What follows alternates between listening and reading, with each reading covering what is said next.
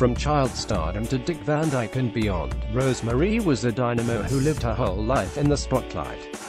She was a dynamo as baby Rosemarie in the 1920s and 1930s.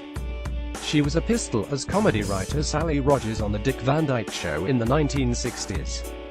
And in 2017, she re-emerged as a voice in the Rosemarie, who died Thursday in Van Nuys, California, was one of the last of a generation of entertainers whose career spanned vaudeville, radio, movies, Broadway, television, and social media.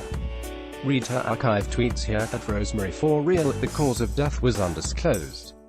She was 94. Marie was a show business prodigy. Born Rosemarie Mazetta on August 15, 1923, she won a talent contest at the age of 3. As a prize, NBC gave her her own radio show and a 7-year contract.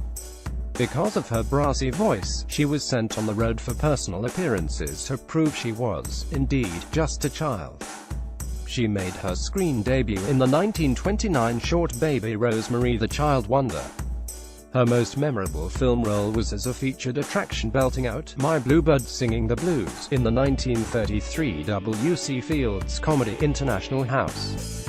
When she was 10 years old, as she recently told Vanity Fair, Marie was performing at Chicago's Palace Theater when she was told that a man wanted to see her. That man was Al Capone, who told her father, one of Capone's underlings, "The boys want to meet her."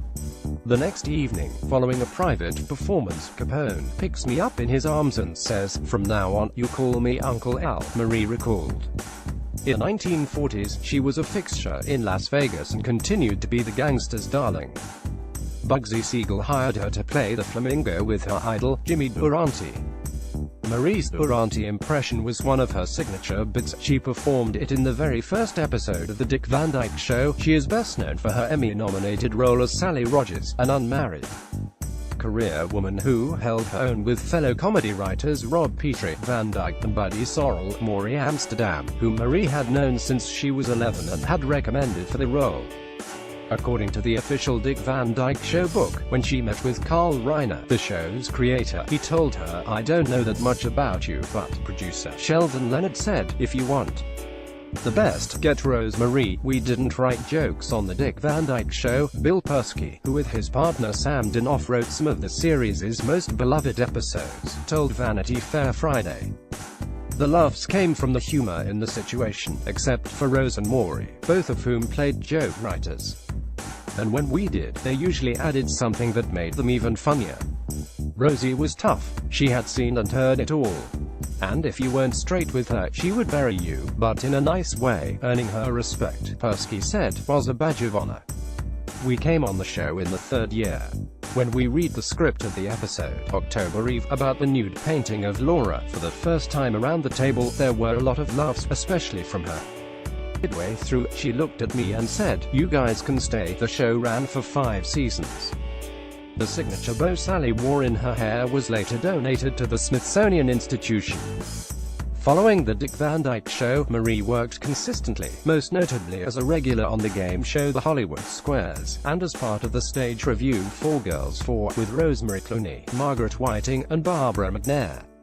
She was a prolific guest star on popular series such as The Love Boat, Caroline in the City, for which she re-teamed with Maury Amsterdam, and Murphy Brown.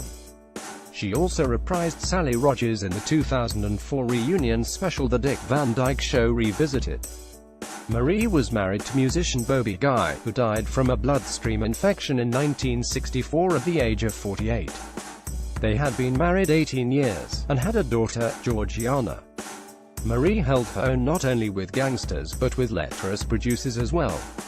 In the 2017 documentary Wait for Your Laugh, she shares an anecdote about dressing down a producer who propositioned her on the set of Top Banana, the screen adaptation of the musical in which Marie appeared on Broadway opposite Phil Silvers in the 1950s. In front of the cast and crew, she said, "You couldn't get it up if the flag went by." Her numbers were subsequently cut from the film. In an interview for the Archive of American Television, Marie said she wanted to be remembered as a good performer. A professional who had a great sense of humor. She certainly will be, particularly by those who celebrate her life by watching any of Dick Van Dyke's Best Sally episodes, especially Dear Sally Rogers, in which Sally goes on a late-night talk show to advertise for a husband, threatening her relationship with her punch line of a boyfriend, Herman Glimcher, The Secret Life of Buddy and Sally, in which Rob believes Buddy and Sally are having an affair and tracks them to Herbie's Hiawatha Lodge, and Sally as a Girl, a prescient episode in which Rob is moved to stop treating Sally like one of the boys.